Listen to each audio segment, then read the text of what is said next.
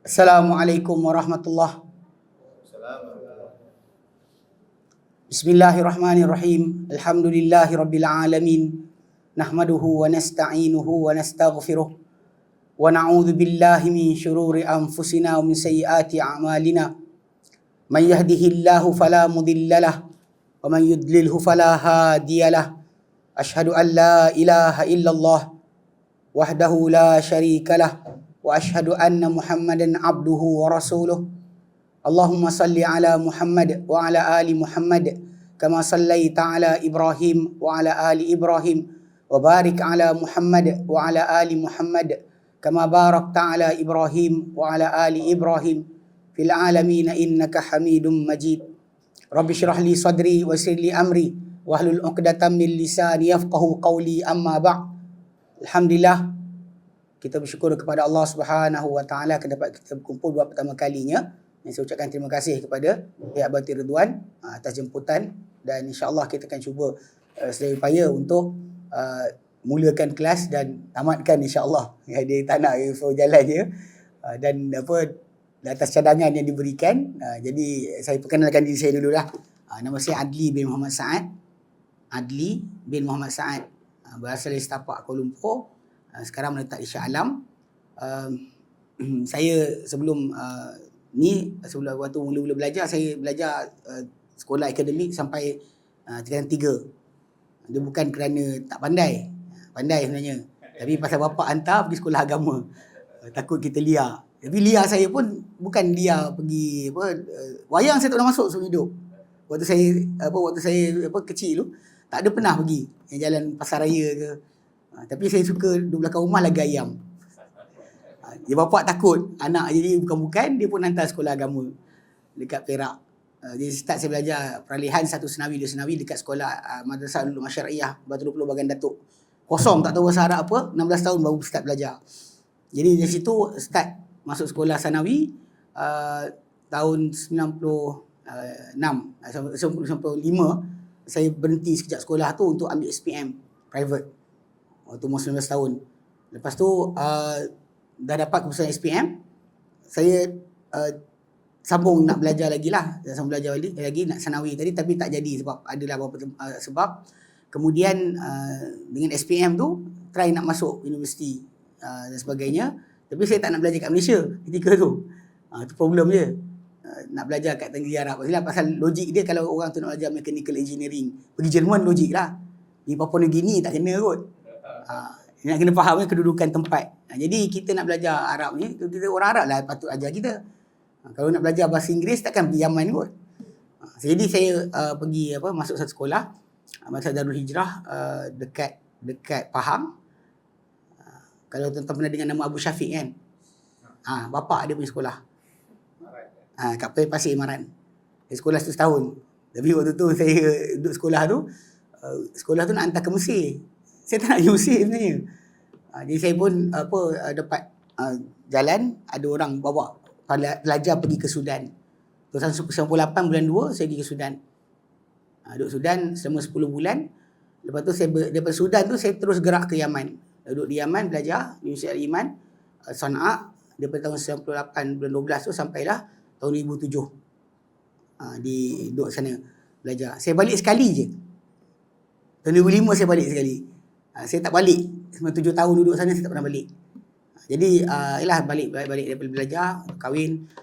Saya pernah bertugas sebagai eksekutif dakwah dan kurikulum di Yayasan Taklim Taman Tun Ismail selama 10 tahun. Kemudian saya dah masuk 2 tahun bekerja dengan Al-Khadim Ustaz Usini hafizahullah sebagai pengarah Hal Ihwal Islam bagi Pertubuhan Al-Khadim. Semua kami ni bawah latihan ni bawah Ustaz Usini sebenarnya untuk bahagian dakwah. Jadi itulah sedikit tentang saya punya biodata lah. Dan sebenarnya gambar tengkorak. Ni ada orang masalah sikit tengok gambar WhatsApp saya tengkorak.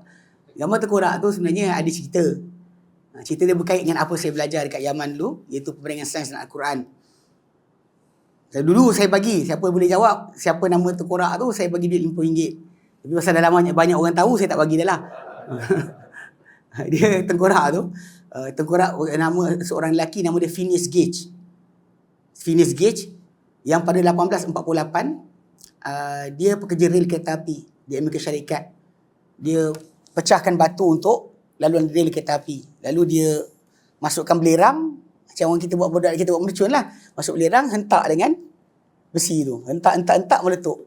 Meletup, besi tu masuk dekat bawah pipi dia, tembus ke belakang, 20 meter ke belakang terbang. Pecah ni. Tapi fitness gear ni, lepas daripada dia kena benda sebut, doktor rawat dia keluar balik, dia seorang yang normal. Semua benda okey. Penglihatan dia okey, pendengaran dia okey. Tak ada benda beza. Kecuali satu perkara saja. Perangai dia bertukar. Lain okey. Fungsi badan tak ada cacat. Dan dia hidup 13 tahun pula lepas daripada kejadian berkenaan. Dia mati sebab diorang bedah balik otak dia. Dia tak faham kenapa dia tak ada masalah. Sebab ketika pecah kawasan ni, yang frontal lobe ni, dia hilang dia punya fungsi perangai. Sebab itu kat sini dia letak, kalau kita buat peta otak, kawasan ujung ni dia letak emotion and behavior. Ni perangai ni, duduk sini. Duduk dekat ubun-ubun. Ini sebenarnya pembenaran bagi firman Allah Ta'ala dalam akhir surah Al-Alaq. Yang Allah katakan, kalla, janganlah sekali-kali, itu dia Abu Jahal ni, kan, berterusan dengan sedemikian. La illam yantahi, kalau dia tak berhenti, lanasfa'am bin nasiyah, kami rentak pada ubun-ubun dia. Campak dalam neraka, pegang ubun campak. Ini Allah sebut. Nasiyatin kadhibatin khati'ah. Ubun-ubun yang berdusta, yang bersalah. Allah tak kata ubun-ubun, tangan yang bersalah, mulut yang berdusta. Allah kata ubun-ubun ni yang berdusta, yang bersalah. Jadi banyak benda ni, banyak orang bila baca ayat ni, satu masa dahulu tukarkan daripada ubun-ubun yang berdusta, yang bersalah, mana salah dan dusta tu letak pada ubun-ubun, diorang ubah kepada orang yang mana ubun-ubun, orang yang berdusta, orang yang bersalah. Ditukar daripada sifat mausuf kepada compound noun. Kata majmuk, kan, ubun-ubun, orang yang. So itu salah sebenarnya, ayat Quran tak kata yang tu. So satu masa sampailah peringkat sehinggalah kejadian Finis Gas ini disedari oleh para ulama Islam. Barulah diketahui sebenarnya sinilah kawasan, bila kenapa Allah Ta'ala kata ubun-ubun berdusta bersalah, yang manusia ni nak buat jahat, dia kena berancang dekat sini. So kalau benda ni rosak, dia mungkin hilang keupayaan untuk merancang jahat. Dan di Amerika Syarikat diorang ada panggil labotomi. Dia pecahkan kawasan ubun-ubun tu untuk penjenayah berat yang tidak boleh dibaiki lagi. Payah sangat kan, hasil keluar masuk, pecahkan dia, rosakkan dia punya frontal lobe. So dia keluar, dia boleh manage diri dia, pergi tandas, semua dia boleh. Cuma dia tak reti rancang buat jahat dah. So jadi personality ni, dia Al-Quran kata ubun-ubun berdosa salah. Jadi itulah cerita tengkorak tu. Supaya jangan sampai nanti kawan kata macam ustaz ni pakai apa? Adakah kena naik motor dia pakai tengkorak kan? Kebetulan kawasan sini pun ramai orang naik motor kan? Bukan sebab tu. Tapi tengkorak tu sebenarnya dipakai sebab tajuk itu. Saya saja bagi hint dekat. Kalau orang tanya dan saya terangkan. Kadang-kadang kita nak cerita pada orang direct, orang tak nak tahu. Tapi once dia tersoal, dia tanya kita dan kita terangkan, dia akan dapat absorb maklumat tadi dan takkan lupa dah, insya-Allah. Tapi kalau dia kata tak apa sebab, tiba-tiba tanya, tiba-tiba kita cerita, tak masuk. Bila dia nak tahu, barulah. Sebab tu Nabi SAW, bila Jibril AS datang, ajarkan Islam, iman dan ihsan, dia buat style dialog. Jibril tanya, Nabi jawab. Jibril tanya, Nabi jawab. Bila start tanya, dia para sahabat ni, apa jawapan dia? Dia start berikan fokus. Itu kisah sedikit lah. Baik. Kitab yang kita insya-Allah akan mulakan pada pagi ni, nama kitab dia Al-A'lamus Sunnatil Mansyurah. A'lam, panji-panji. Panji-panji, As-Sunnatul Mansyurah, sunnah yang tersebar. Li'atiqadi ta'ifatin najatil mansurah. Bagi i'tiqad kumpulan yang selamat, yang dibantu oleh Allah Subhanahu Wa Taala, yang berjaya. So jadi benda ni dia himpunan yang dibuat oleh Syekh Hafiz bin Ahmad Al-Hakimi yang mati tahun 1377 Hijrah. Buku ni lama sebenarnya. Buku ni di antara edaran daripada Kementerian Dakwah Saudi untuk sebagai bagi orang awam, apa benda persoalan-persoalan akidah yang kadang-kadang dia tak rasa nak fikir pun, tapi ni kita startkan dengan persoalan. So dia buat soal jawab. Nama lain buku ni 200 soal jawab berkenaan dengan akidah. 200 soal jawab berkenaan akidah. So saya nampak buku ni lebih sesuai untuk kita bincangkan sebab dia punya cara nanti dia terangkan dekat mukadimah ni tentang buku ni macam mana dia punya susunan aturan yang dibuat oleh pengarang buku kita. InsyaAllah dia punya terjemahan menyusul. Kita ialah mungkin jumpa sebulan sekali sebulan sekali dan kita akan cuba untuk insyaAllah berikan maklumat tentang terjemahan sebagainya. Saya akan share lah ikut PDF nanti insyaAllah. Dan doakanlah supaya Allah Ta'ala berikan kekuatan dan juga masa. Sebab memang banyak saya lebih suka kalau anda kata buku-buku yang saya ajarkan, saya terjemah sendiri dan juga sebagai macam dekat Payung Terhubung, buku Pemanah Juta Lelaki itu saya terjemahkan sendiri. Memang kita cuba untuk bila kita terjemah kita lebih faham untuk fahamkan orang lain. Soalan kuliah ini insyaAllah permulaan kita. Baik, kita baca dulu mukadimah. Dia kata Bismillahirrahmanirrahim. Segala puji milik Allah yang menciptakan seluruh langit dan juga bumi, yang menjadikan kegelapan-kegelapan dan cahaya. Kegelapan banyak, cahaya hanya satu. Sebab tu zulumat. Zulumat is actually plural. Zulmah satu. Zulumat. Wan nur, cahaya ni satu. Kebenaran hanya satu. Kegelapan akan banyak jenis dia. Kemudian orang-orang kafir dengan Tuhan mereka menyimpang. Ini semua daripada Al-Quran. Dialah menciptakan kalian daripada tanah yang basah. Kemudian dia tentukan tempoh. Dan tempoh yang tertentu di sisi dia. Mana bila Allah Ta'ala tentukan tempoh, kita ada tempoh kita. Dan insya Allah Ta'ala ada kitab yang tak akan berubah, iaitu di Lauh Mahfuz. Kita ada ketentuan bermacam-macam. Kita perhatikan balik. Lepas dah Lauh Mahfuz dah ada, bila malaikat masuk hari ke 40, lepas 40, janin terbentuk dalam rahim, kita dapati malaikat tu akan tulis rezeki, ajal, amal, bahagia, sengsara. Macam Nabi sebutkan. Sedangkan ada tulisan dah dekat Lauh Mahfuz, tapi ada tulisan pada hari tertentu kita jadi, malaikat datang tulis. Itu kena faham sudut asal. Sebab tu kenapa dah ayat Quran tu datang, kan dia ciptakan manusia daripada tanah yang basah, kemudian ditentukan ketentuan dan ketentuan-ketentuan yang lain ada pada sisinya. Nanti insyaAllah nanti dalam ongoing kita akan masuk tajuk ni insyaAllah. Pasal dia kaitan akidah. Kemudian kalian semua berasa ragu-ragu. Kalian sendiri lihat bahawa adanya ketentuan, tapi kalian ragu-ragu pula. Dialah Allah yang di langit, di seluruh langit dan juga di bumi. Dialah Allah yang di seluruh langit juga di bumi. Dia mengetahui akan rahsia kalian dan juga perkara yang nyata daripada kalian. Dia mengetahui apa yang kalian kerjakan. Saya bersaksi bahawa Tuhan melainkan Allah. Hanya dia tiada sekutu baginya. Yang satu lagi tunggal, yang tidak beranak dan tidak diperanakkan, dan tidak ada untuknya yang setara walau satu pun. Bahkan miliknya apa di seluruh langit dan di bumi, semua kepadanya tunduk. Yang menciptakan tanpa contoh. Badi' Badi' itu adalah mencipta tanpa contoh, without any examples. Kalau kita buat, kita bukan badi'. Kita cipta kapal terbang, kita tengok burung. Kita cipta sekian-sekian, kena tengok ada kita tiru. Allah Ta'ala bila digelar dia Al-Badi' kan, yang mencipta tanpa contoh. Lepas tu bid'ah pun kaitan macam tu lah, tak ada contoh daripada agama. Dia tak ada kaitan, tak ada asal. Jadi bila Badi' yang menciptakan seluruh langit dan juga bumi, dan bila dia menentukan satu perkara, dia hanya katakan jadi, maka ia pun jadi. Tuhanmu menciptakan apa dia kehendaki dan dia memilih. Dan tidak ada untuk makhluk-makhluknya sebarang pilihan. Maha suci Allah Ta'ala daripada apa mereka sekutukan. Tidak dia ditanya mengenai apa yang dia lakukan, sedangkan mereka semua akan ditanya. Dan saya bersaksi bahawa Sayyidina penghulu kita dan Nabi kita Muhammad, hamba Allah dan juga utusannya, yang diutuskan dengan petunjuk dan agama kebenaran untuk memenangkan baginda ke atas agama seluruhnya, sekalipun orang musyrik tidak suka. Sallallahu alaihi wasallam, dan ke atas keluarga baginda dan sahabat baginda yang mereka telah memutuskan dengan kebenaran. Apa mereka buat, apa mereka ambil selepas datang Muhammad SAW adalah keputusan mereka semua kebenaran. Dan mereka dahulu dengan kebenaran tadi mereka berlaku adil. Serta ke atas para tabi'in. Tabi'in adalah gelaran bagi orang-orang yang jumpa para sahabat beriman, tak jumpa Nabi SAW. Belajar dengan para sahabat. Para sahabat pula, terjemahan asalnya adalah orang yang bertemu Rasulullah, beriman dan mati di atas Islam. Maka orang tersebutlah dikatakan sebagai sahabat. Kalau tabi'in pula, orang yang jumpa sahabat beriman, mati dalam Islam, maka dia tabi'in. Ini kena faham istilah ni pasal nanti bila kita masuk pada bab akidah, benda ni akan disebut balik. Kita akan sebut balik sebab agama kita ni adalah dengan contoh.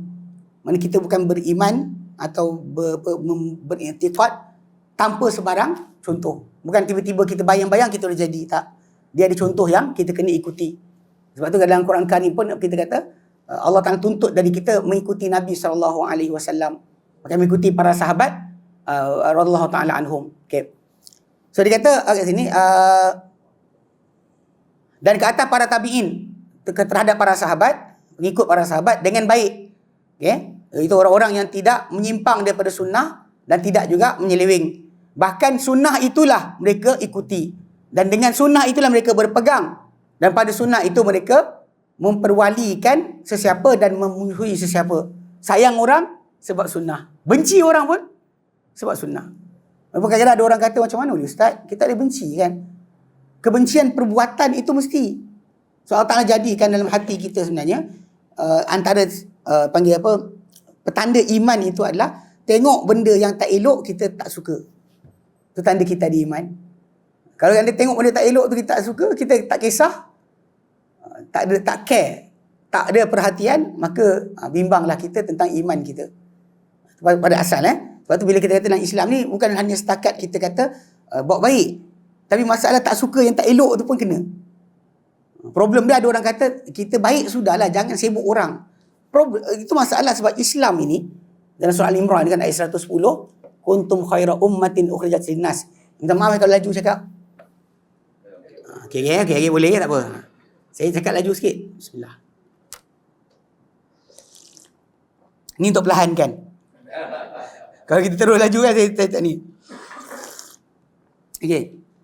Bila orang kata tentang agama Islam ni, antara punca yang kita akan nampak nanti adalah kita ni orang busybody tau. Sibuk hal orang. Kita nak kalau boleh orang kata kita baik dah. Problem dia adalah masalahnya kalau macam tu para anbiya baik. Tapi kenapa dimusuhi? Sebab ayat 110 surah Al-Imran, Allah Taala kata kuntum khaira ummatin ukhrijat linnas. Kalian adalah orang terbaik dikeluarkan untuk bangsa manusia. Kenapa karakter kita? Dia start dengan ta'muruna bil ma'ruf. Kalian menyuruh dengan yang ma'ruf, dan wa tanhauna 'anil munkar. Kalian menegah daripada yang munkar. Wa tu'minuna billah. Kalian beriman dengan Allah. Itu benda yang tak boleh lari. Sebab tu bila kerja dakwah, kita menyampaikan kebenaran. Memang kadang-kadang orang menyampah lah. Macam mana? Ataupun menafikan keburukan. Dan ada orang kata macam, tak usah cakap yang baik buruk ni. Cakap baik-baik, sudahlah. Ceramah untuk bagi pahala banyak. Macam mana nak pahala banyak? Kita ajar. Benda yang mungkar dia tengah buat, jangan tegur. Yang cakap halal haram sangat. Saya ingat dulu kot, waktu dekat Yaman. Saya pun ada kelas dengan pegawai kedutaan. Waktu mula tu, salah seorang pegawai tu dia nak start buat kelas tu. Dia bagi pesanan kat saya. Dia kata, Ustaz, nanti jangan cerita sangat banyak halal haram, dia kata. Nanti kan dia tak suka. Ya kadang-kadang orang, kita tengah buat seronok kan. Gather money, dapat duit kan. Dengan cara yang tak syar'i tadi. Kita datang kata, Allah Ta'ala. Dia macam alamak kan. Tak jumpa dia ni kuasa halal lagi. Jumpa dia menyampah dah. Kan? Nak buat rasa salah.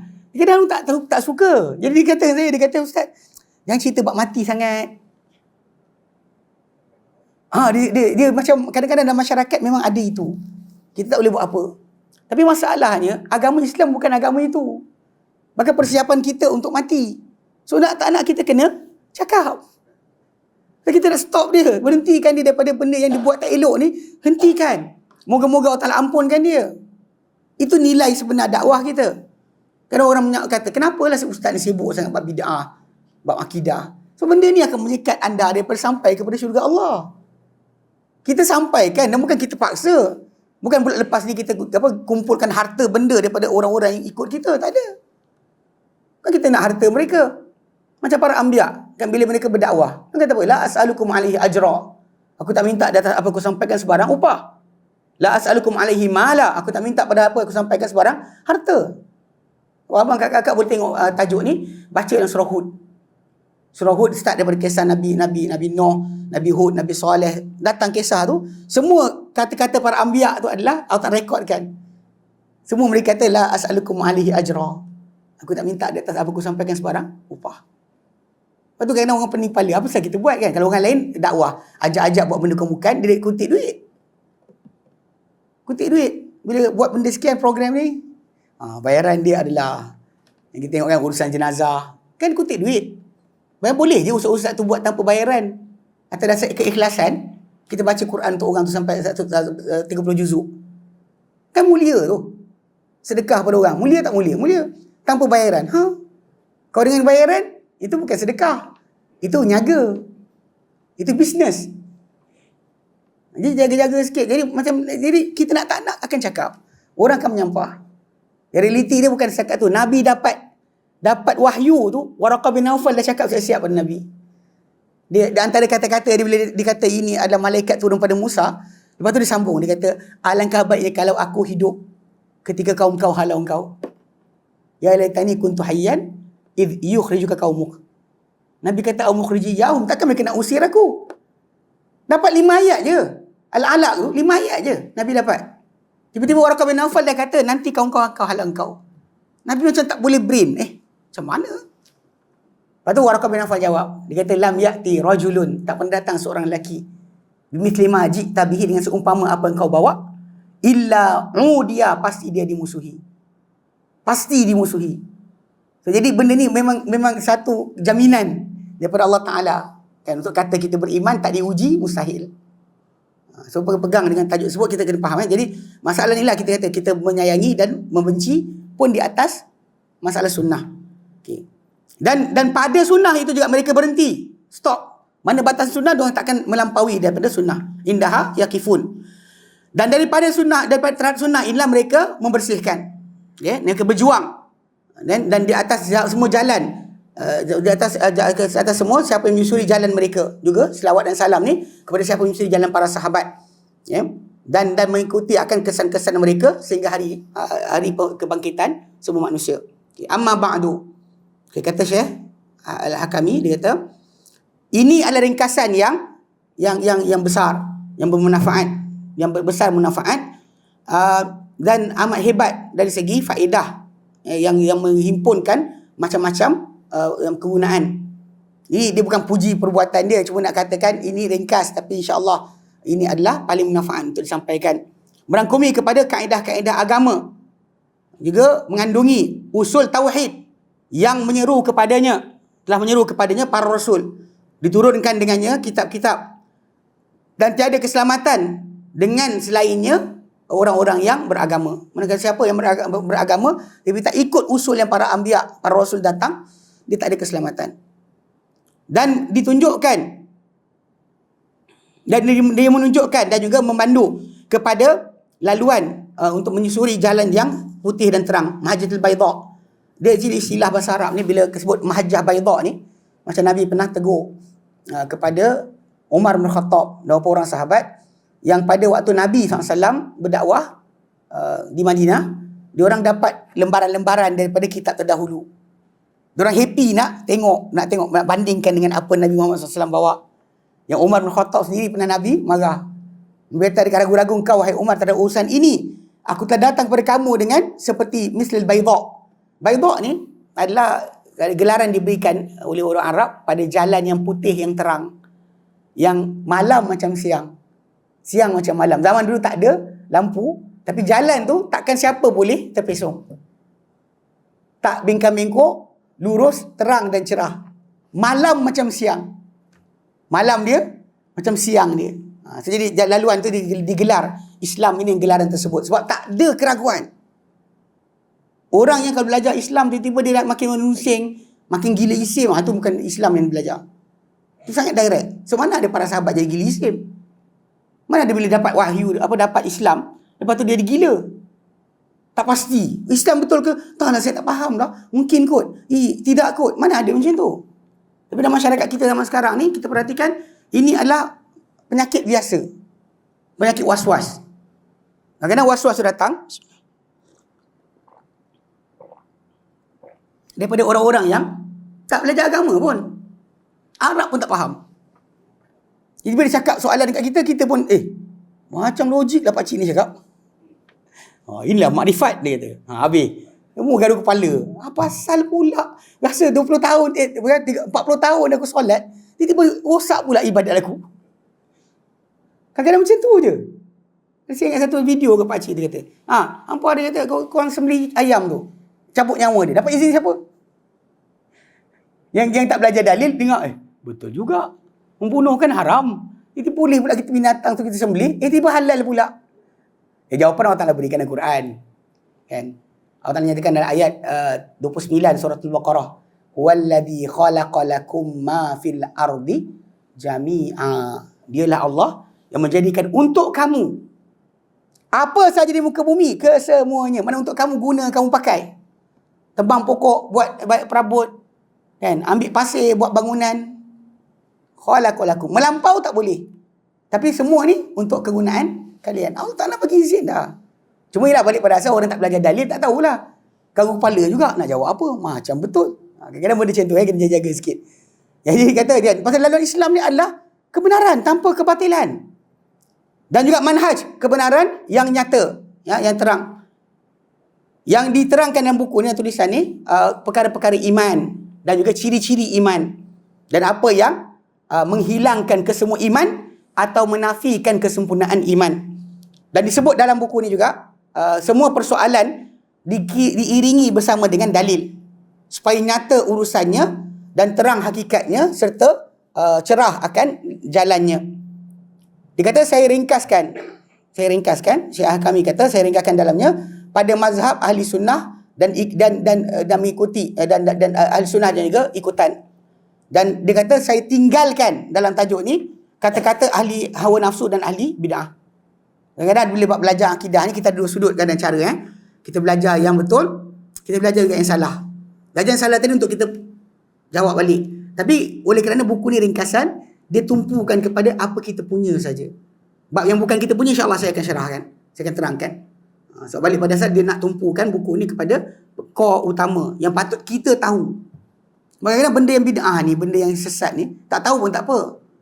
Cuma kadang-kadang pada zaman kita sekarang dengan media sosial yang sebar, kan WhatsApp datang, orang daripada seluruh dunia boleh berkongsi maklumat. Jadi kadang-kadang sebutan tu penting juga. Sebab macam Umar bin Khattab yang katakan, la yattaqi syarr ma la yarfu syarr. Takkan boleh mengelak akan kejahatan siapa tak tahu apa itu kejahatan. Kalau dia tak tahu, dia mungkin jatuh ke dalam kejahatan yang dia tak kenal. Tapi untuk mengalami, tidaklah. Nah, kita nak kata pada orang tu macam, awak tak pernah sesat, awak takkan tahu hidayah. Jadi, sesatlah dulu. Dia bukan kata tahu apa itu sesat. Tak. Awak tak tahu sesat tu apa. Awak pernah sesat? Tak pernah kan? Jadi sesatlah dulu. Barulah nyata hidayah. Astagfirullahalazim. Ini jaga sikit. Kerana apa? Kerana ia, yang akidah-akidah yang batil, yang bid'ah ni, tidak disebut kecuali untuk menjawab kepadanya sahaja. Dan juga untuk kita lepaskan anak panah sunnah kepadanya.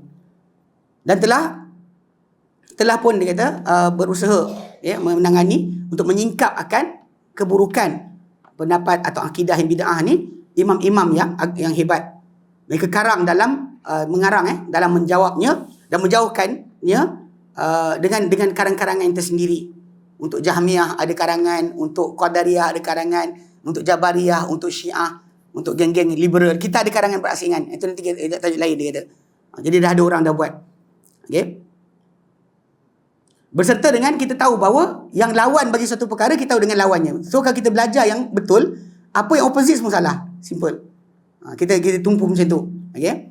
Dan dikeluarkan dengan takrif yang dijaga dengannya sahaja. Mana kita tahu takrifan yang betul, apa yang bukan ini bukan dia. Habis cerita. Okey. Dan masa dia kata apabila terbit matahari, tidak perlu siang tu kepada pendalilan. Dan matahari dah terbit. Nak bukti apa lagi? Bang, ini siang ke? Apa buktinya? Matahari nuha atas kepala. Itu contoh dia kata kenapa dia tumpukan hanya kepada dalil dan juga akidah yang sahih saja. Okey.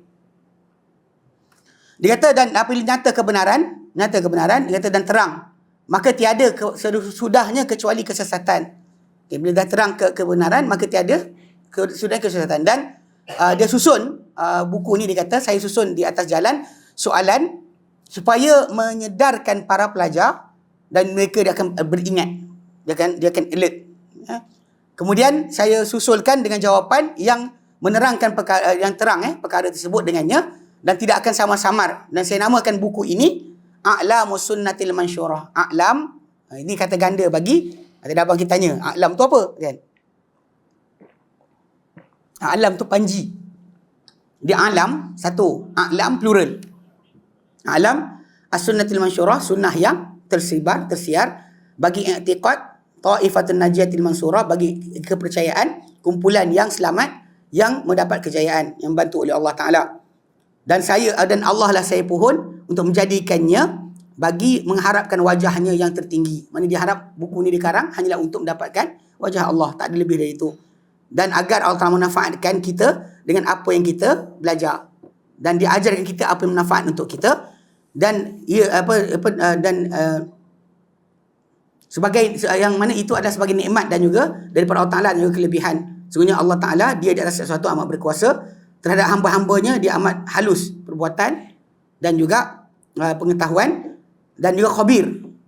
Latif tu maksud dia sangat berlembut atau berhalus pada perbuatan dan juga pada pengetahuan.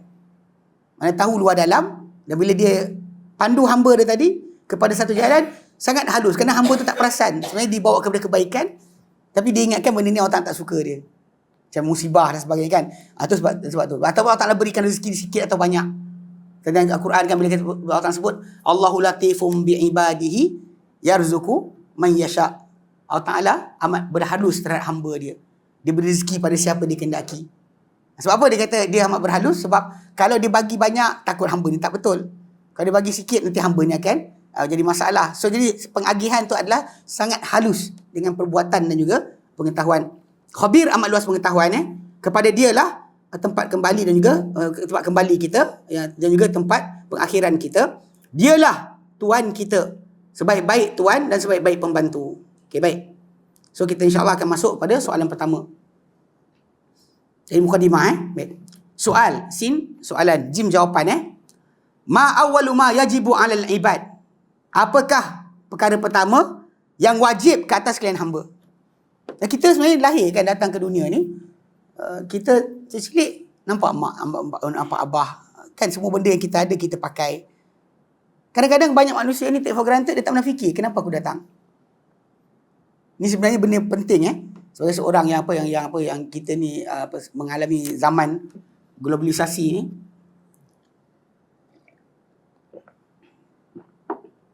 Banyak anak-anak kita, cucu-cucu kita diserang dengan serangan pemikiran. Yang kadang-kadang budak-budak kat universiti sekarang ni kita jumpa ada banyak agnostik.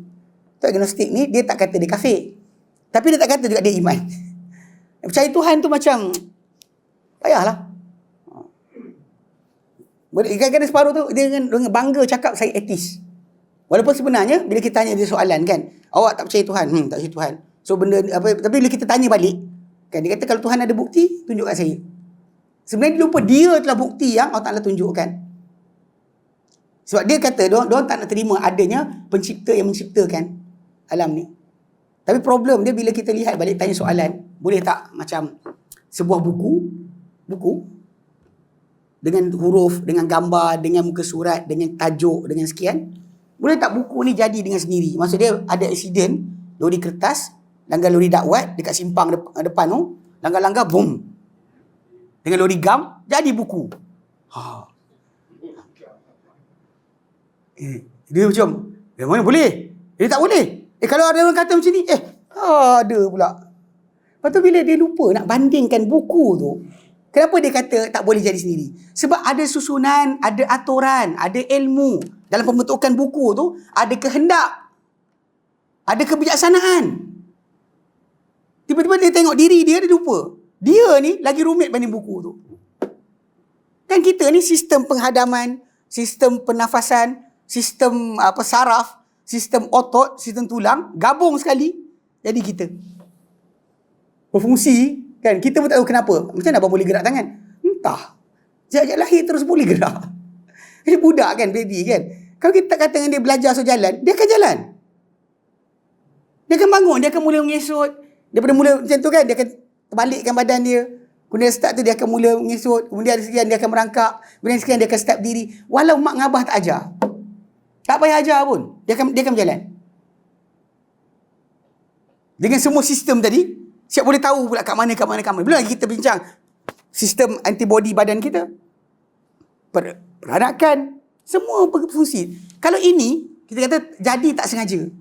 Saya tengok satu video tu, etis tu kata, mana boleh letupan, kau buat letupan dekat satu gudang, jadi kapal terbang dia tu. Letup gudang, jadi kapal terbang. Ni abang, macam mana kapal terbang ni abang buat? Tak ada buat apa, saya letup, jadi. Dia nak tahu, ridiculous kan?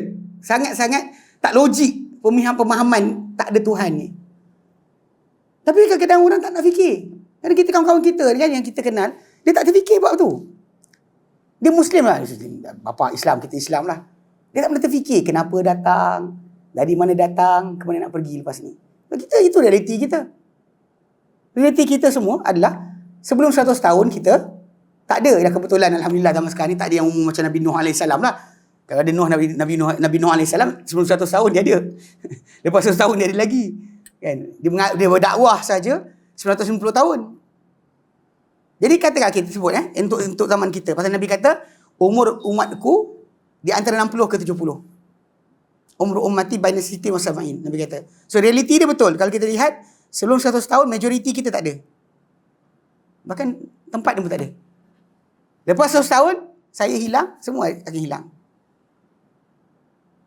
So kita fikir balik. Kalau kita punya harian hidup pun, macam saya sekarang, sebelum daripada 24 jam, saya tak ada kat sini. Lepas ni kan saya hilang.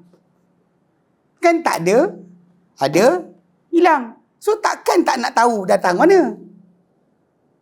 Takkan nak tahu lepas ni nak pergi mana. Betul tak ada kan tak nak soal, apa hal buat di sini? Duduk lama ni kan, 60-70 tahun, macam-macam benda kita buat. Beranak pinak, berkahwin, kan? Bergaduh dengan jiran, bertekak dengan kawan. Apa kita cari sebenarnya?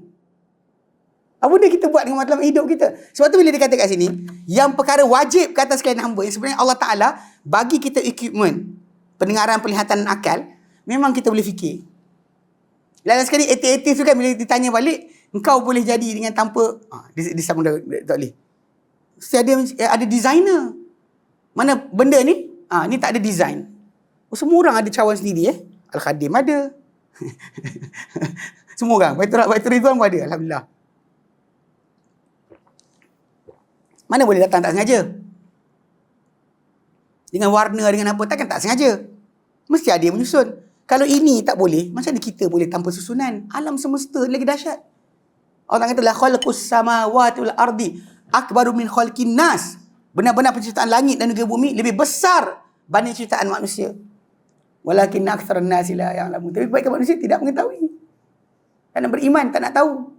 So balik pada asal benda ni adalah realiti. Sebab tu bila kita kata perkara wajib kata manusia, orang kata siapa wajibkan? Allah Ta'ala bagi kita equipment untuk kita faham. Wajib kita cari.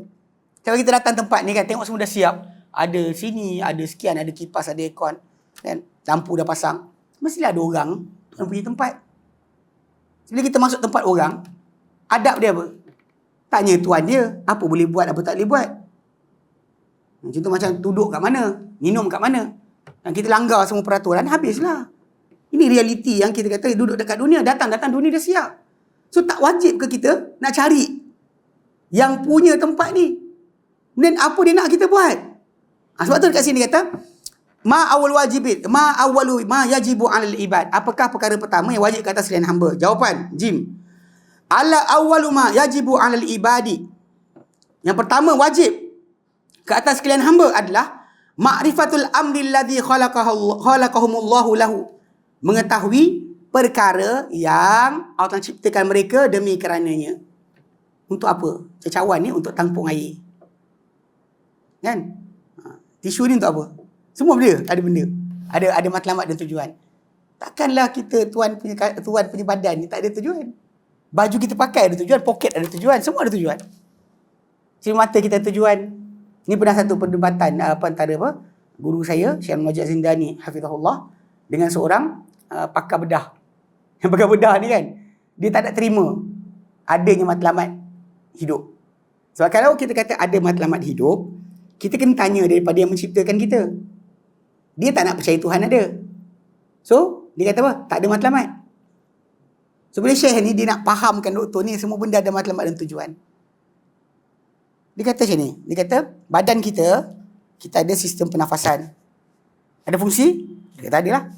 Otot, siku, kulit, kan, saraf, semua sekali kita kira badan kita ni, semuanya ada tugas dan matlamat. So, bila Syekh tu kira satu-satu, Profesor tu marah. Dia kata, apa kau cakap ni? Ini ilmu, dia kata. Ini ilmu. Memang semua anggota badan kita ni ada guna. Ini panggil fisiologi. Ilmu fisiologi. Fungsi tubuh badan. Semua bahagian ada tubuh, ada fungsi. Syekh dia kata, relaxlah, jangan marah. Aku sebenarnya tanya kau sebab ada soalan berikutnya. Adakah anggota-anggota badan kita ni fungsi dia untuk diri sendiri atau untuk bersama dengan badan kita? Untuk diri sendiri. Contoh tangan kita potong letak atas meja. Dia buat tak kerja dia? Tangan buat kerja tak? Fungsi kenapa dia dijadikan? Letak atas meja. Mata kita ambil masuk dalam botol. Dia buat tak kerja dia? Tak. Jadi Syekh tu kata, ini semua ni, anggota-anggota ni kan, rangka, sistem saraf. Dia kata, jadi untuk diri sendiri atau untuk keseluruhan? Dia kata, kau tanya soalan ngarut lagi. Memanglah tak guna. Dia kata, contoh macam rangka saja ada. Tak fungsilah. Ada rangka tapi tak ada otot, tak ada tulang, tak ada saraf. Tak guna. Ada otot, tak ada rangka. Tak boleh. Kena ada bersama-sama. Demi kerana seluruhnya lah, dia kata. Syekh kata, okey lah. Aku tanya, aku nak tahu jawapan kau je. Jangan marah. Kan? Sekarang soalan dia sekarang ni, kalau anggota tadi untuk badan manusia tu sendiri. So, manusia tu untuk apa? Profesor dia diam. Dia kata, ni falsafah. Ini falsafah. Tak nak jawab. Dia tak nak jawab. Untuk apa kita jadi, dia tak jawab. Tangan ada guna. Macam tayar kereta ada guna. Kan? Enjin kereta ada guna. Tingkap ada guna. Semua tu untuk kereta ke untuk masing-masing? Untuk kereta lah. So, kereta tu ada fungsi tak? Ada lah. So, Syekh tu kata, kalau ini semua, jadi manusia ni apa? Untuk apa? Profesor kata, ini falsafah. This philosophy. Tama masuk. So, filosofi ni ada betul ada salah lah. Boleh jadi betul salah. Tama. Bukan ilmu. Syekh ni kata, tadi kau kata ilmu. Setiap anggota tubuh ni punya fungsi ilmu. Fisiologi. Bila kita tanya, the whole body ni untuk apa? Kau kata falsafah pula. Tu dia diam.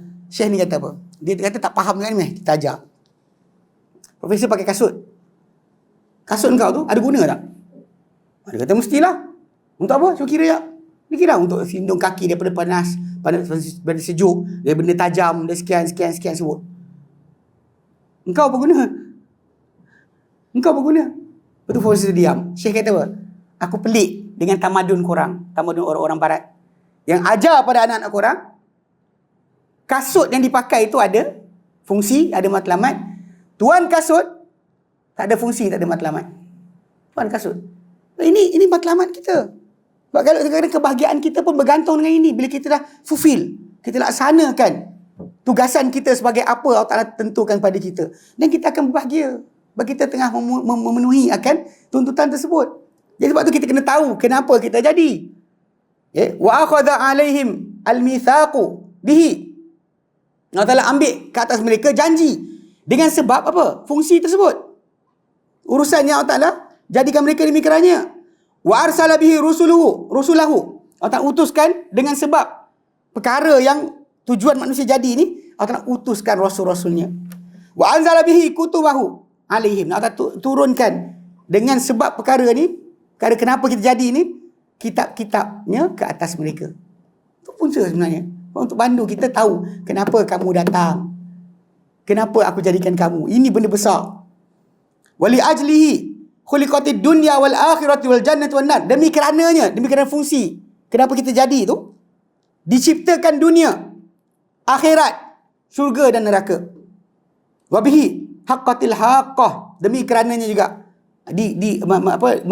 berlakunya al-haqqah kiamat. Wa waqa'atil waqi'ah, berlakunya kiamat. Itu semua nama al-haqqah, nama kiamat. Al-waqi'ah, nama kiamat. Jadi berlaku kiamat, berlaku yang benar, berlaku kejadian, semua sebab kerana matlamat kita jadi tadi.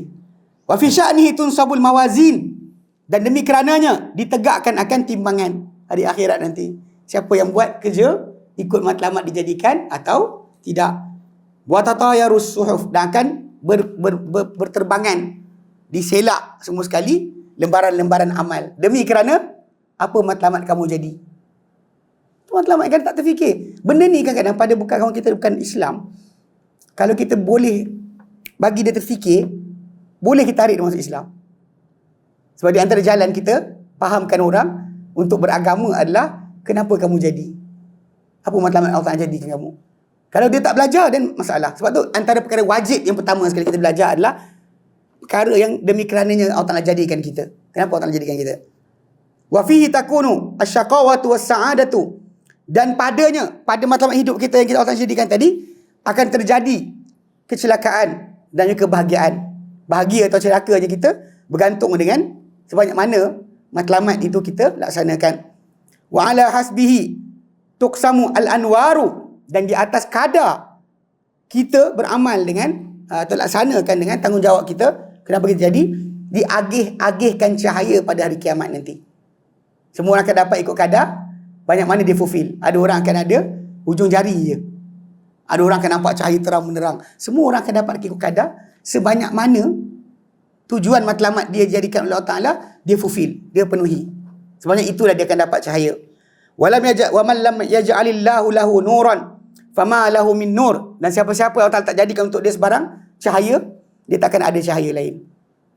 So itu kewajipan pertama. Okay. Soalan kedua. Soal.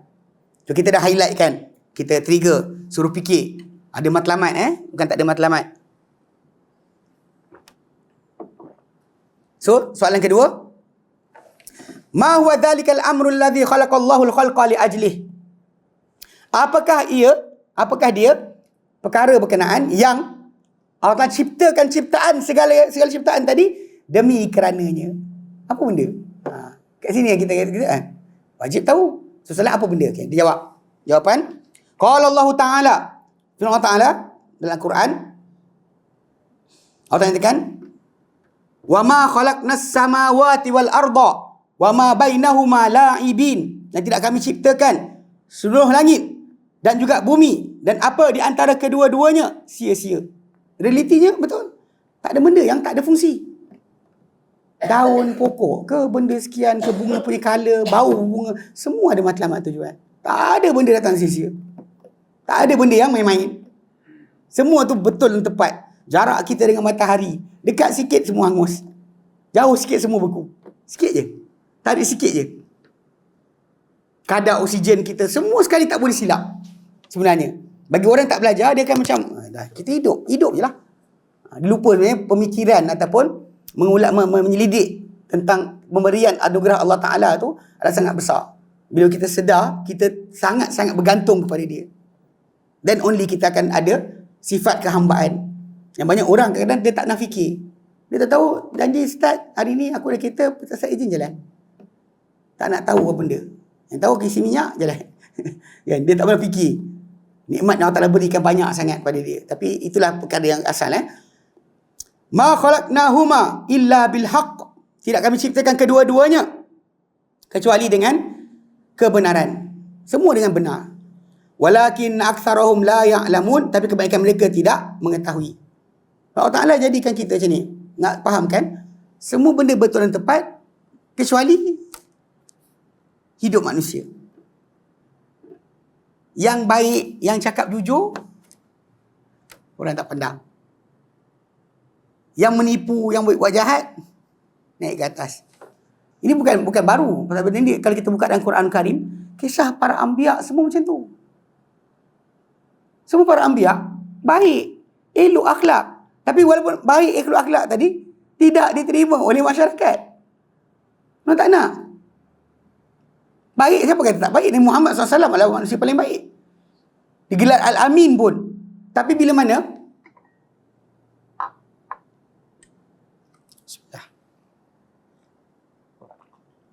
Cabaran kedua. Saya minum air banyak. Okay. Okey. Jazakallah khair. Padahal benda tu benar, semua betul. Kalau kita tengok semua benda betul dan tepat. Tak ada benda yang salah. Tiba-tiba kita tengok orang manusia, salah lah bang. Apa? Ni baik. Elok. Patut di atas lah. Dah. Bawah. Kadang-kadang kita tengok keadilan di antara manusia kan.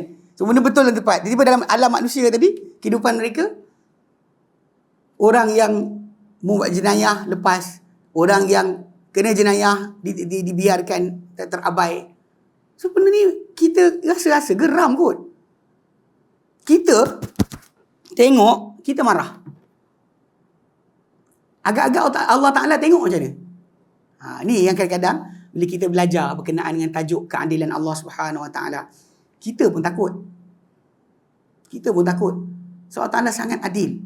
Dia takkan lepaskan kalau kita tipu ke saudara kita sebatang kayu sugi. Walau sekadar sebatang kayu sugi, nilai dia. Dan Sahih Muslim. Allah akan tuntut balik. Belum lagi 30 sen, 40 sen. Tak. Kayu sugi yang berapa hari dia kering. Berapa hari kita pegang dah kering. Tak ada nilai dah. Dia nilai dia dalam hari pertama, hari kedua je. Lepas hari ketiga dah kering, tak ada nilai dah. Tapi itu pun kita tipu saudara kita pun, Allah akan tuntut. Sebab balik pada asal Allah Ta'ala tak redha. Kita tak suka, Allah lagi tak suka. Nabi pernah sebut bila Sa'ad salah sahabat nama dia, sahabat Nabi SAW, Sa'ad bin Rabi' ke Sa'ad bin Mu'az. Dia kata kepada Nabi SAW, kalau aku nampak seorang lelaki dengan isteri aku pancung kepala orang tu. Dia ni rasa cemburunya suami pada keadaan isteri dia, kehormatan dia kan. Okay. Nabi kata dengan para sahabat, ata'jabuna min ghirati Sa'ad. Kalian rasa pelik ke dengan rasa cemburunya Sa'ad?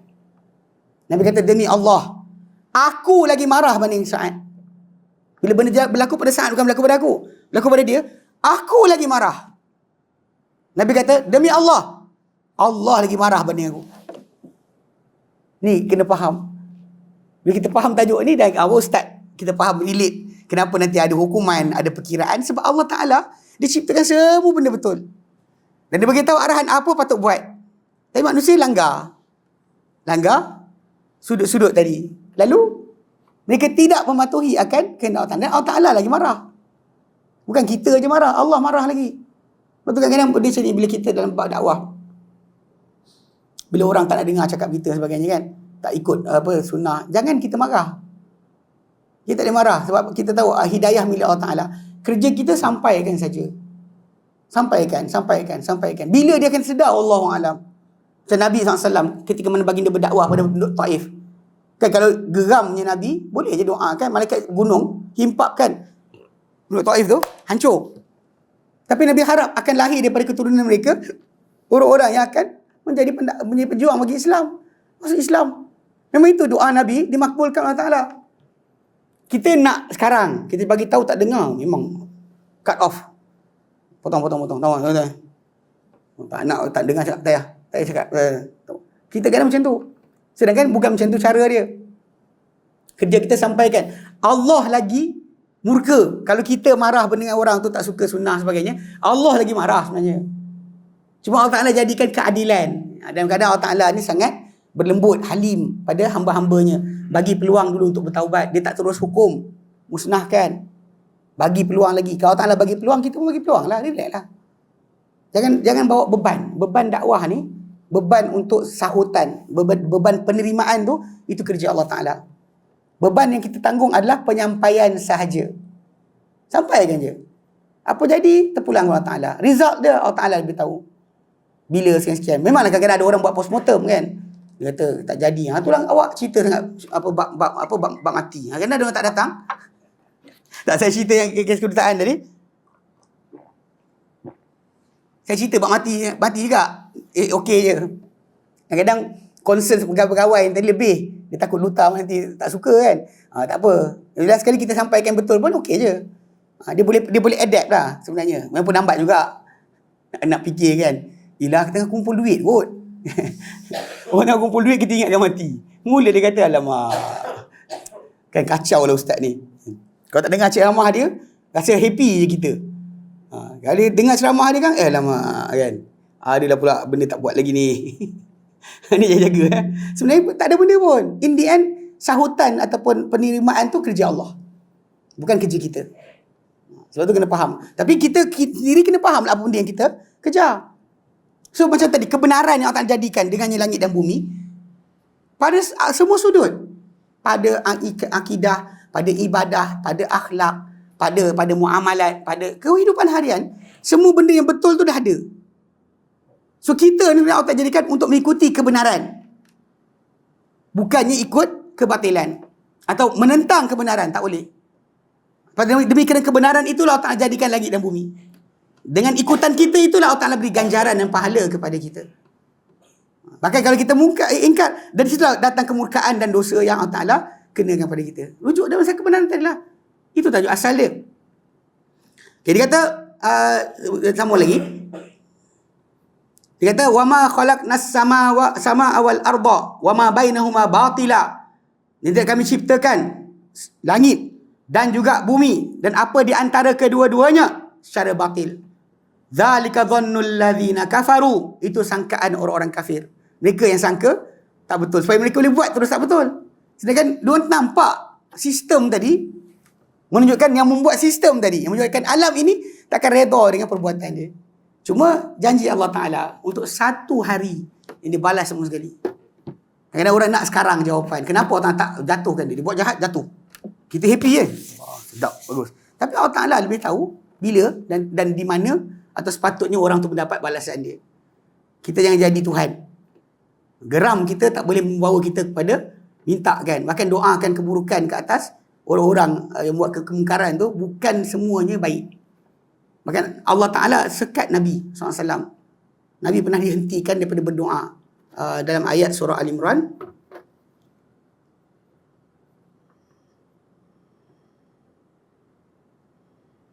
128. Ayat itu berbunyi, A'udzubillahi minasyaitonirrajim.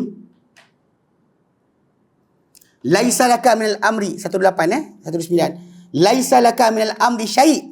Tidak ada untuk engkau Muhammad pada urusan berkenaan, ini urusan penghukuman. Penghukuman orang-orang yang salah tu bukan pulang pada engkau. Ini kerana Nabi SAW pernah sekali marah sangat kepada orang-orang tertentu di kalangan Quraisy. Dan satu riwayat yang lain kata Nabi doa ke atas golongan yang membunuh 70 orang sahabat. Nabi kunut 5 kali solat 5 tiap-tiap hari sebulan. Subuh, Zuhur, Asar, Maghrib, Isyak. Subuh, Zuhur, Asar, Maghrib, Isyak. Nabi doa ke atas golongan orang kafir tadi. Jadi Allah Ta'ala turunkan laisa laka minal amri syai'. Tidak kembali pada engkau urusan ni hai Muhammad sedikit pun. Aw yatuba alaihim, boleh Allah Ta'ala terima taubat mereka. Allah Ta'ala boleh terima taubat mereka. Aw yu'adzim, Allah Ta'ala azab mereka ke? Fa innahum zalimun. Kerana itu milik Allah Ta'ala. Kalau mereka zalim, Allah Ta'ala saja yang boleh seksa mereka ataupun terima taubat mereka. Engkau tak ada hak. So Nabi berhenti doa. Disuruh berhenti doa ke atas golongan-golongan tertentu di kalangan Quraisy. So ikut Nabi nak doa kan. Macam tu kita juga bila kita dapat kisah ni, lepas tu kita tengok macam Qur'an Nazilah. Sebagian para ulama dia tak macam gesa kita buat. Sebab dia kata Nabi dah pernah buat sebulan, lepas tu Allah Ta'ala suruh berhenti. Dengan ayat 128 surah An-Nisa. Tak pulang pada engkau. Tidak ikut marah kita. Kita nak orang tu binasa. Marah kita geram kan. Dia sebarkan benda bukan, benda tak tahyul, khurafat. Kita nak kalau benda tongging. Jatuh kereta, accident. Kita macam rasa terubat hati kita kan. Terubat jiwa. Problem dia, Allah Ta'ala sendiri sebut. Bukan kembali kepada kamu urusan itu. Sama ada orang terima taubat mereka atau telah azab mereka kerana mereka zalim, terpulang kepada siapa? Allah. Ini sudut yang kadang kita nak adapt, nak pegang, payah sikit tau. Macam, geram kot. Kadang-kadang tak boleh. Saya ingat dulu salah seorang guru saya dekat Yaman. Dia kata, dia Dr. Hassan Hamdun. Dia sekarang tinggal kat Turki. Dia kata, kita ni manusia. Dia kata, kau balik nanti. Jangan pikul sangat kerusingan masalah perubahan. Engkau patut runsing tajuk penyampaian. Sampaikan, sebarkan sunnah. Bukannya kerja engkau untuk ubah manusia. Kalau tidak, kita geram lah. Dia buat pula doa awal tahun akhir tahun. Kita start kan. Dah dia begitu ngamuk. Tak boleh tadi. Jangan. Kerja kita sampaikan. Pasal tajuk asal dia macam tu. Pasal kebenaran tadi Allah Ta'ala jadikan itulah realiti dia. Kalau kita marah, Allah lagi marah. Cuma bilakah patut kemurkaan Allah Ta'ala tadi dilepaskan, terpulang kepada Allah Ta'ala. Itu kan kerja kita. Bukan kerja kita. Itu kena pegang-pegang betul-betul. Okay. Dan dia kata Allah Ta'ala nyatakan ayat 22 Allah nyatakan ayat lain, dan terjemahan dia saya tuliskan surah dan juga ayat nombor dia.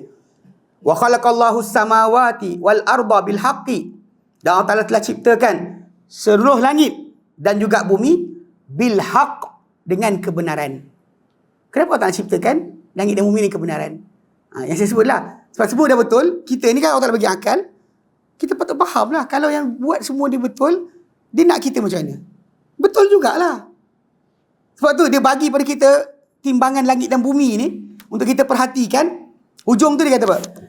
Litujza kullu nafsin bima kasabat. Untuk dia balas. Untuk dibalas setiap jiwa dengan apa ia kerjakan. Awak kerjakan baik, dan baiklah dia akan balas. Awak kerja buruk, dia akan, memang dia bagi direct. Diciptakan semua betul, so kita pun faham. Betul tu dia akan follow dengan kebaikan. Buruk tu dia akan balas dengan keburukan. Dia mesti. Akal kita faham. Tak ada siapa boleh kata macam, tapi boleh jadi kan. Kita buat jahat, Tuhan sayang juga. Biar. Masalah. Sebab Allah Ta'ala ciptakan langit dan bumi kebenaran untuk dibalas setiap jiwa dengan apa dia kerjakan. Wahum la yuzlamun. Dan mereka tidak apa? Tidak dianiaya, tidak dizalimi. Okay. Dan dalam ayat ni, tahulah kita ayat ni. Surah Az-Zariyat ayat 56 Allah Ta'ala nyatakan, wa ma khalaqtul jinna wal insa illa liya'budun. Dan tidak aku ciptakan jin dan manusia kecuali mengabdikan diri kepadaku. Okay, pasal yang bawah ni saya kena kembangkan sikit. Okay, dalam surah At-Talaq ayat yang ke-12.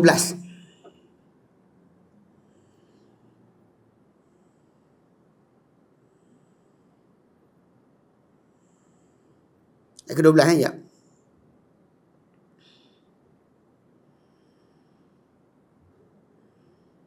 Allah Ta'ala nyatakan a'udzubillahi minasyaitonirrajim. Yang ini nak sambung dengan ayat yang 56 Az-Zariyat Allah Ta'ala nyatakan Allahul ladzi khalaqa sab'a samawati wa minal ardi mislahun. Allah yang ciptakan 7 lapis langit. Dan pada bumi itu seumpamanya juga 7 lapis juga. Bukan 7 biji 7 lapis. Macam mana langit itu berlapis 7, bumi pun berlapis 7. Ni kalau dia kata orang tu belajar apa geologi, dia kena dapati keratan rentas bumi macam USGS, yang Geological Surveyor, dia keluarkan satu gambar rajah daripada mantle kan, teras, lepas tu liquid mantle, kemudian ada bahagian bumi ni sampai kerak bumi kita tinggal 7 lapis. Memang 7 lapis. Macam mana langit 7 lapis, bumi 7 lapis. Cuma langit 7 lapis kita tak tahu, kecuali wahyu je. Tengoknya tidak. Tengok tak ada.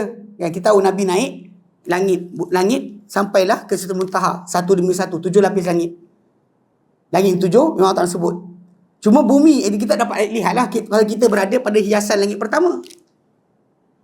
Langit pertama je, hiasan yang pertama. Allah kata wa zayyana as-samaa'a ad-dunya bimasabiha wa ja'alnaha rujuman lisyayatin. Dan surah Al-Mulk kan. Allah kan dan kami hiaskan langit yang paling rendah dengan bintang-bintang. Mana langit atas ada lagi, langit yang paling rendah ni hiasan dia bintang-bintang. Selagi kita tak keluar kawasan bintang, kita masih pada hiasan langit yang pertama. Setakat ni mana ada saintis keluar daripada kawasan tu. Sebab tu bila kita tengok dengan mata kasar kita pandang macam ni nampak kosong. Tapi bila ahli astronomi, dia kata bintang di langit sebanyak pasir di lautan, di pantai. Kita katakan pasir rapat lah kot. Mana ada kosong? Ni kita tengok kosong.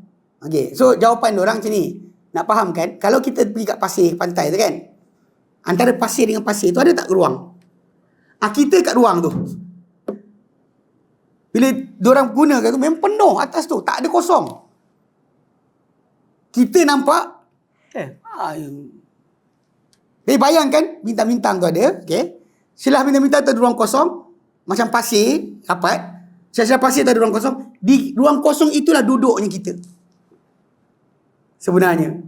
Hebatlah kita kan. Dengan harta kita ada, pangkat kita ada. Dalam alam semesta ni, tak ada sebesar habuk pun. Tak ada sebesar habuk pun kita ni. Bandingan dengan apa yang jadikan di atas tu.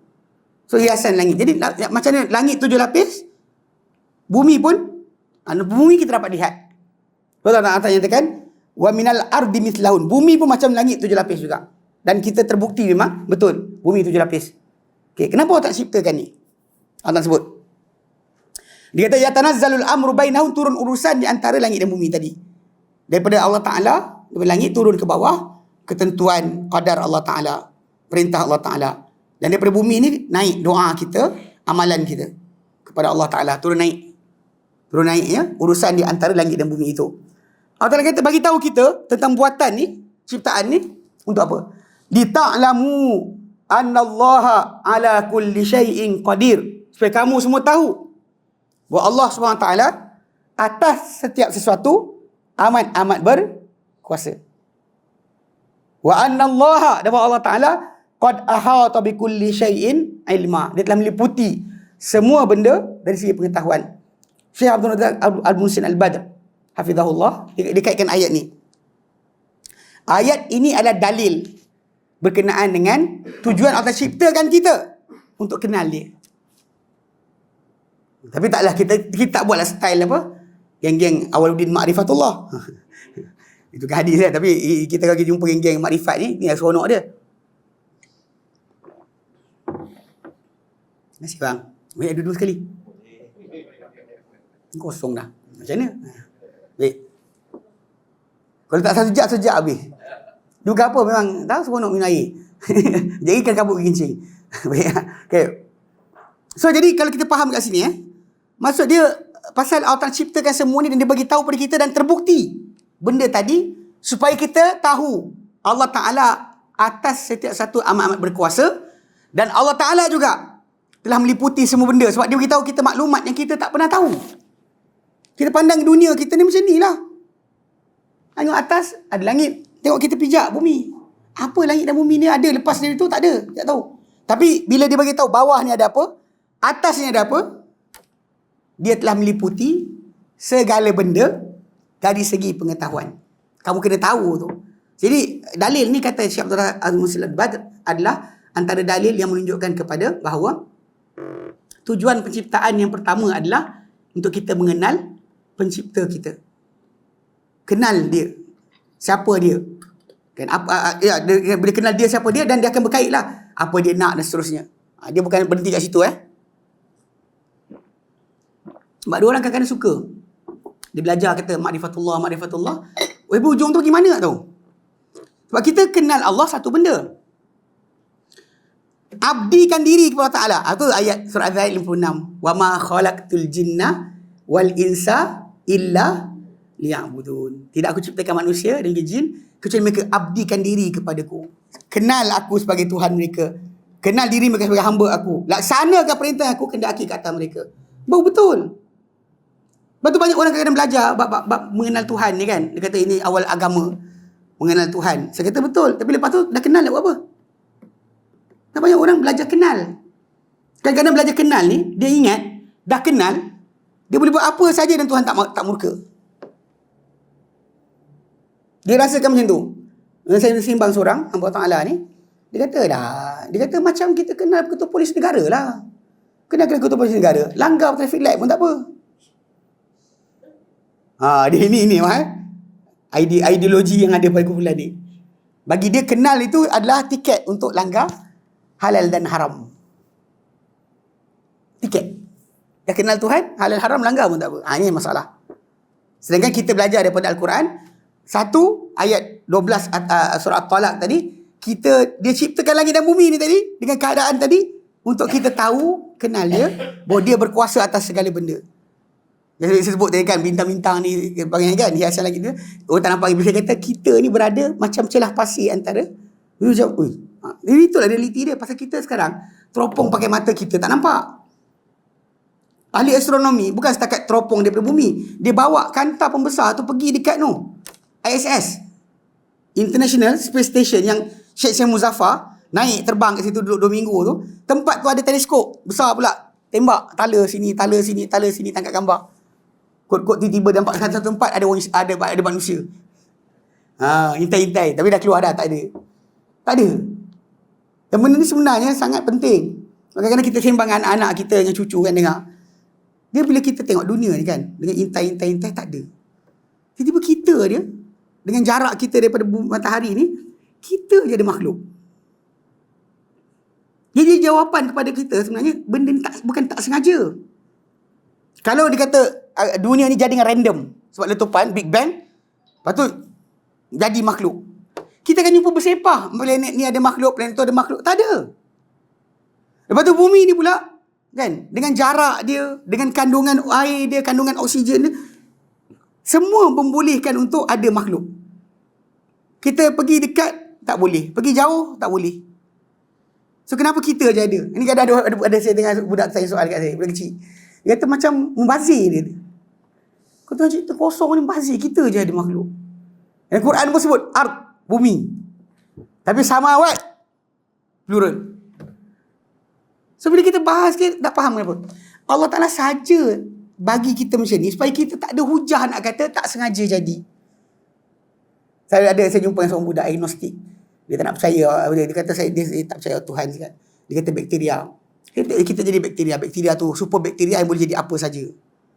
Saya kata ini pegangan kau. Dia kata jadilah dia cakap English juga. Sengit mulut cakap dengan dia. Tapi cerita budak ni dia ambil IGCSE yang Cambridge punya syllabus. Dekat Malaysia, dekat Kuala Lumpur, Selangor sekarang ni, banyak anak-anak kita tak ikut sistem SPM, SRP dah. Mak bapak dia nak hantar ke luar negara pakai sistem O-level, A-level tu kan. Terus macam tu. Jadi budak-budak ni kadang-kadang tak tahulah buku tu ke, cikgu mengajar ke, diorang develop dalam diri diorang tu kecenderungan untuk sangsi Tuhan. So jadi kes seorang budak ni, bapak dia 17 tahun. Bapak dia minta datang rumah. Saya kena dialog dengan budak ni lah, untuk fahamkan dia, fahaman yang dia ada sekarang salah. Bagi dia sains tu betul, Tuhan ni kita boleh ragu-ragu dia. So saya dialog dengan dia, lepas tu dia keluarkan tajuk lah. Dia kata pasal kita ni, misalnya kata macam ni, cawan ni boleh tak jadi dengan sendiri? Kan dia sebut kan, kalau ada accident jadi cawan, boleh tak? Dia kata itu benda material, kita ni living organism. Yelah, bela beruk dalam zoo bertahun-tahun dah tak pernah seekor pun jadi orang. Kan kalau dah lama kan, dengan tempoh yang panjang, lama-lama dia seekor, 2 ekor jadi orang, kita bawa pelik kepala.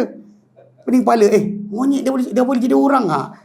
Faham So jadi sudut dia dah tempoh panjang pun. So dia tak nampak lagi. Tapi bila saya bagi contoh tentang kedudukan kita jadi makhluk, lain tak ada. Saya kata dengan dia, kalau awak punya ideologi tadi, mana the Big Bang tadi boleh wujudkan makhluk dekat bumi, boleh wujudkan makhluk dekat Marikh.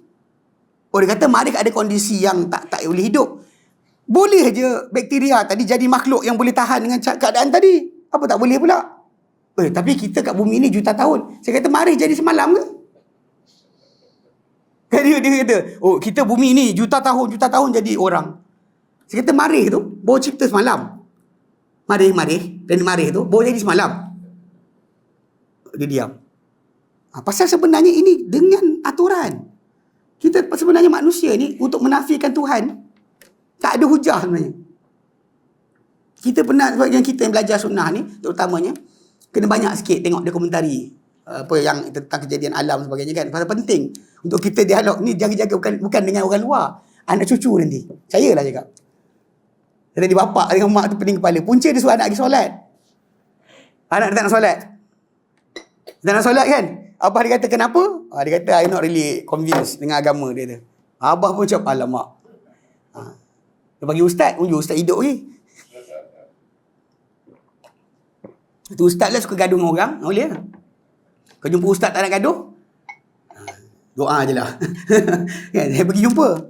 Duduk dengan dia. Dialog. Sampai macam ujung tu kan, saya jadikan dia bodoh. Saya perbodohkan apa ideologi yang dia ada. Saya kata gila apa saya kata. Macam Origin of Species tu, yang karangan Darwin tu, Charles Darwin tu. Tahu dia kata apa? Zirafah tu asalnya rusa biasa. Tapi asyik nak makan, dia nak makan jadi panjang. Saya kata, kau biar benar. Saya kata dengan budak tu, kau percaya ke benda ni? Saya kata, ikan duduk dalam air, asyik kena kejar dengan binatang pemangsa. Nampak dekat atas, ada banyak peluang hidup. Tumbuh kaki. Amboi. Saya kata, kau biar benar. Lepas tu dia kata, dia kata, are you laughing at the scientist? Saya kata, bodoh gila. Saya kata, mana boleh macam tu? Realiti tak boleh. Jadi, tapi ni tajuk dia. Allah cipta benda ni, kita nampak, kita tahu ada yang menciptakan. Pandang diri kita, pandang langit dan bumi, nampak kita. Kita bukan jadi sendiri. Cuma akal kita tidak boleh capai semua. Akal kita dia boleh capai dengan apa yang ada contoh sahaja. Dan Allah Subhanahu Wa Taala tak ada contoh. Ni kadang saya bagi analogi, saya kata pintu ketuk. Orang ketuk pintu. Otak kita terus tangkap ada orang. Tapi soalan, lelaki perempuan? Gemuk kurus? Putih hitam? Rabun tak rabun? Suka makan Tom yum ke? Sikandar ke? Tak ada. Kita tak ada maklumat. Hanya tapi start kita, Assalamualaikum. Ini Ustaz Adli. Tu ada gambar. Gambar tu hanya bila ada contoh. Ada contoh boleh. Jadi problem kita dengan tajuk mengenal Allah Ta'ala ni adalah dia matlamat hidup kita kan. Yang pertama, kita nak bersyukur kepada dia, kena kenal dia. Allah Ta'ala sebut dalam surah An-Nahlu ayat 78. An-Nahlu 78. Allah Ta'ala nyatakan, Wallahu akhrajakum, dan Allah lah yang keluarkan kamu, min butuni ummahatikum, dari perut ibu-ibu kamu, la ta'lamuna syai'a, kamu tak tahu apa-apa. Keluar tu kan kosong. Bahasa tak ada, bangsa pun tak ada. Warna kulit tu adalah. Maksud saya kata bahasa tak ada, contoh macam anak orang Islam, anak orang Melayu. Letak lahir-lahir, letak dekat keluarga Cina. Cakap apa? Dia cakap, Cina lah. Anak Cina, mata dengan Cina, kulit dia macam orang Cina, letak dengan orang Arab. Cakap apa? Cakap Arab lah. Kita pun macam, fasih dia banding aku. Dia punya lafaz sebagainya kan. Pasal budak dia tak ada. Dia pasal Allah Ta'ala keluarkan tak tahu apa. Tapi Allah Ta'ala bagi alat. Alat dia, wa ja'ala lakum sam'a, namun jadikan untuk kamu pendengaran, wal absar, penglihatan, wal fuad, hati atau akal yang memahami, la'allakum tashkurun, kamu akan bersyukur. Maksudnya kita lahir tak ada apa-apa, kosong. Tapi Allah Ta'ala jadikan alat untuk kita belajar. Dengan alat tadi kalau kita guna dengan betul, hujung dia, moga-moga kamu akan bersyukur. So jadi bila kita kenal Allah Ta'ala tadi, nak tak nak, kita memang disuruh kenal. Allah Ta'ala bagi pada 12 surah At-Talaq tadi. Dia ciptakan segala-galanya supaya kita kenal dia. Tapi kenal dengan akal ni tak boleh jauh. Tak boleh jauh. Dia perlu contoh. Dan Allah tak ada contoh. Laisa kamislihi syai'. Tak ada serupa Allah Ta'ala satu benda pun. So dengan sebab itu, bila kita nak kenal Allah Ta'ala, kita tinggal yang betul hanya satu je, iaitu melalui wahyu. Wahyu. Allah tak ada contoh. Pertama, Allah tak boleh lihat. Itu pertama. Bahkan kita memang beriman Allah Ta'ala ghaib. Kau kata awak beriman Allah Ta'ala ghaib, mana boleh, kena nampak pun betul. Tak. So Allah Ta'ala sebut dalam Quran. Dalam surah Al-Mulk Allah Ta'ala nyatakan ayat 12. Innal ladhina yakhshawna rabbahum bil ghaib lahum maghfiratun wa ajrun kabir. Orang yang takutkan Tuhan mereka dengan ghaib, bukan dengan nampak. Untuk mereka ada keampunan dan ganjaran yang besar. Dalam surah Yasin. Ini lama orang kita lama start tinggal lah. Surah Yasin Allah katakan, innama tunziru man ittaba'a dzikra wa khasyar rahmat. Kita ingat dah. Innama tunziru man ittaba'a dzikra. Engkau hai Muhammad hanya ingatkan dengan Quran tu, dengan ingatan ni, peringatan ni, siapa ikut peringatan, siapa ikut adzikr. Wa khasyar rahmana bil ghaib, dan takutkan Tuhan yang penyayang dengan ghaib. Allah tak lihat. So nak kenal, lihat tak boleh. Kita boleh kenal satu benda, lihat sendiri. So ini dah putus, tak boleh. Kedua, kita kenal satu benda dengan contoh. Kalau saya sebut kalimah bitikh, saya tadi jumpa kat depan tadi bitikh, sedap. Orang nampak tak? Saya kata saya jumpa depan temikai, tu ada gambar. Bitikh tu temikai. Dalam bahasa Arab kan timikai. Kalau kita kalimah lain hab-hab. Timikai juga. Nama tu nama kadang digunakan kawasan berbeza. Tapi sebutan nama tadi kita tak nampak. Saya bagi contoh. Ataupun saya sebut kalimah apa, nama contoh macam Hanzal. Bila apa Nabi berikan perumpamaan orang baca Quran. Orang munafik baca Quran, orang beriman baca Quran, dia ada beza. Orang yang beriman baca Quran dengan macam raihanah. Macam utrujah. Yang rasa dia sedap, bau dia pun wangi. Orang beriman tak baca Quran, Nabi kata macam tamar. Rasa dia manis, bau tak ada. Kemudian orang yang munafik baca Quran, Nabi kata macam raihanah. Raihanah ni dia jenis bunga-bungaan yang bau dia sedap, rasa dia pahit. Gigit pahit. Bau wangi. Mana dalam, luar harum. Tapi misal orang munafik tak baca Quran seperti Hanzal. Apa Hanzal lah? Dia tak ada nampak bayang. Okay. Hanzal ni saya sebut. Bayangkan tembikai kecil. Berbulu-bulu. Nampak ada, saya sebut contoh. Okay. Dalam ni bila kita belah macam timun. Ada gambar? Bila saya cerita dengan contoh ada gambar lah. Kau kata Hanzal ni macam bitir. Macam saya sebut nama lain.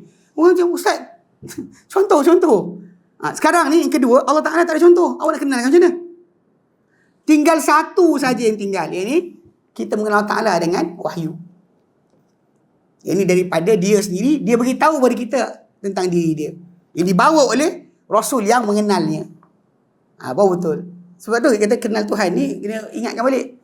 Bab kita sebut dia kan, kenal Tuhan. Orang pun yang makrifat kata, tu ustaz kau bawa tu, aku belajar lah tu. Tapi awak belajar tadi, awak tak ikut 3 kategori tadi. Awak pergi bantai nak tengok sendiri. Lepas tu contohkan Tuhan dengan makhluk. Yang ini tak, ini ketiga ni.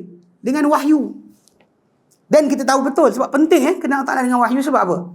Kadang-kadang ikut pada kita, makin banyak amal. Ini contoh makin banyak amal, makin Tuhan suka. Tapi Nabi SAW ajar kita bukan. Bila ada berlaku seorang wanita, dia solat malam, dia ikat rambut dia dekat tiang, tocak, tersengguk dia bangun solat. Dia nak jaga sepanjang malam. Ada separuh tu siap rentang tali untuk dia bergayut solat sepanjang malam. Nabi kata apa? Khudhu minal a'mal ma tutiqun. Ambillah daripada amal apa kalian terdaya. Yang kalian mampu ambil.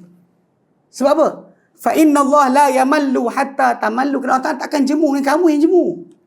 Dia tak ada macam kita, relationship kita dengan Allah bukan macam bapa atau mak suruh anak buat kerja. Macam utama dekat-dekat nak ujung raya. Kemas rumah. Kan anak tu keluar masuk dapur, dah pergi ke depan, peluk-peluk jejeh kan. Mak dengan abah tengok lepas tu cakap apa? Apa nampak anak kita letih, kita cakap apa? Udah dah. Duduk. Betul? Kita jangan harap dari Allah Ta'ala itu. Yang kita solat. Bila pula nak tunggu Allah Ta'ala kata, udahlah Adli, lama dah tu. Banyak orang dia ingat macam tu. Lepas tu dia kata, ambil amalan apa kamu terdaya. Allah takkan jemu. Ini cara pengetahuan dengan wahyu penting. Kerana Allah takkan jemu dengan kamu yang jemu. Ini Nabi terangkan. Apa amalan yang Allah suka? Wa inna ahbal a'mal ilallah. Kerana amalan yang paling disukai isi Allah Ta'ala, adwamuha, paling berterusan. Wa in qalla, sekalipun. Ini yang benda reverse daripada akal. Tak selari dengan akal kita. Dari akal kita makin banyak, makin berbacam, makin susah, makin bagus. Nabi kata paling Allah tak suka adalah paling berterusan sekalipun sedikit. Kalau kita konsistensi, itu yang Allah Ta'ala nak. Kalau kita kata derma, tak banyak. Tapi tiap hari masuk tabung RM1. Besok RM1. Lusa RM1. Zaman sekarang ni boleh buat lah. Account bank kita tu kan. Boleh buat auto debit. Auto apa? Auto debit Auto pay lah. Boleh kan? Kita nak pergi sendiri kan malas nak jumpa orang. Buat je. Auto pay ke sini, ke sana kan. Boleh je. Kita bulan automatik potong. Hantar ke sana. Boleh je. Tapi itu konsistensi lah yang kita sentiasa buat. Sekalipun RM1 je bang. RM1 je. Walau RM1. Walau 1 sen. Tapi dekat sini kita dapat lihat. Tanpa wahyu kita tahu tu. Tanpa wahyu kita yang ini akan golek-golek. Solat sampai mati. Yang seorang ni akan puasa sampai ke buluh. Tinggal tulang dengan kulit je. Kenapa ni? Puasa. Seorang tak nak kahwin. seorang sekian. Tapi bila Nabi kata amalan paling Allah Ta'ala sukai adalah paling berterusan sekalipun, ini adalah wahyu. Macam tu banyak benda sebenarnya penting kenal Allah Ta'ala melalui wahyu, bukan melalui logik akal. Bagi yang kadang-kadang tersesat ni sebab dia duk ni, dia lupa yang 3 peraturan dalam mengenal Allah Ta'ala ni. 1, 2 ni takkan boleh. Tak boleh lihat sendiri, tak boleh ada contoh. Tinggal apa? Wahyu je. So kenal dengan wahyu itulah yang dimaksudkan. Dan kemudian pengabdian diri. Itulah bentuk yang sebenarnya banyak orang lupa. Bila dia tekankan tentang kenal Allah Ta'ala, tapi dia lupa tentang ubudiyah mana. So kita ni hamba, bukan kenal Tuhan, jadi last kali setaraf dengan Tuhan. Tak buat kewajipan, tak buat peraturan yang Allah Ta'ala tuntut pada kita, dan kita lepas. Sebab kita kenal dia. Nabi paling kenal Allah Ta'ala. Tapi Nabi solat sampai bengkak-bengkak kaki. Nabi paling kenal Allah Ta'ala. Harta Khadijah tinggalkan, Nabi infak habis fisabilillah. Kalau kita simpan sikit kan, nak kahwin lagi. Simpan sikit kan. Betul. Realitinya Nabi suruh. Nabi paling. Ubudiyah Nabi tunjuk pada kita. Ubudiyah yang sangat besar. Yang orang lupa, kita ni hamba Allah Tuhan, dan ke mana perginya kita punya kedudukan. Jelas kan? Okey, baik. Alhamdulillah. Okay, kita berhenti pada situ. Pada ayat berkenaan lah, pada soalan tersebut. Okey. Wallahu a'lam. Ada soalan? Ya, tuan.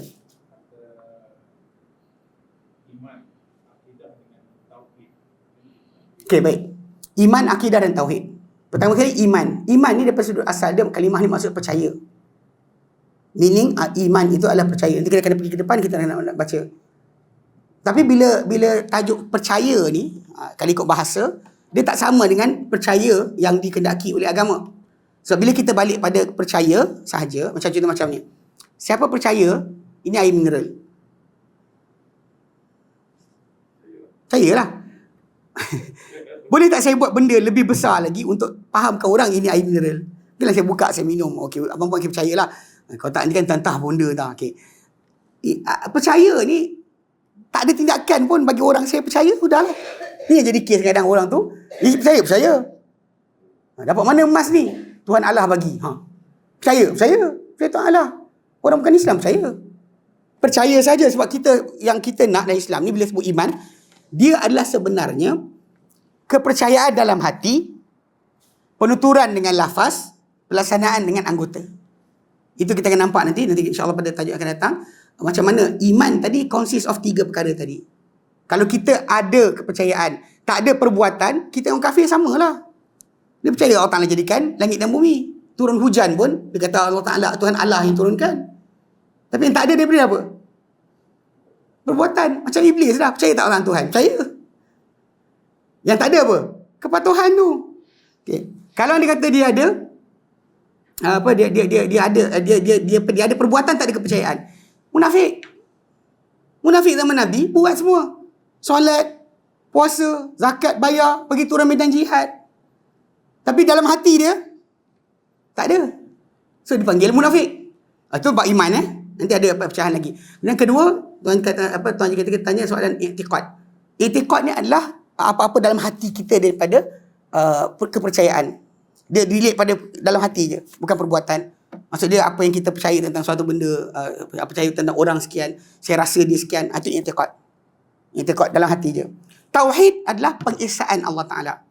Penunggalan Allah Ta'ala dari segi masalah, dia segala-gala benda dia yang cipta. Dan hanya dia layak dijadikan. Tuan Haji kita tadi nampak peluk-peluk badan. Saya panas. Okay, baik. Dia segala apa yang layak untuk disembah hanya dia. Dan tak ada yang seumpama dia dari segi nama dan juga sifat. Itu tauhid. Kalau dia kata ada orang tu, dia kata Allah Ta'ala tu ciptakan langit sama-sama dengan dia, ada lain. Ada yang bersama dengan dia dalam penciptaan tadi. Habis. Kongsi buat. Habis.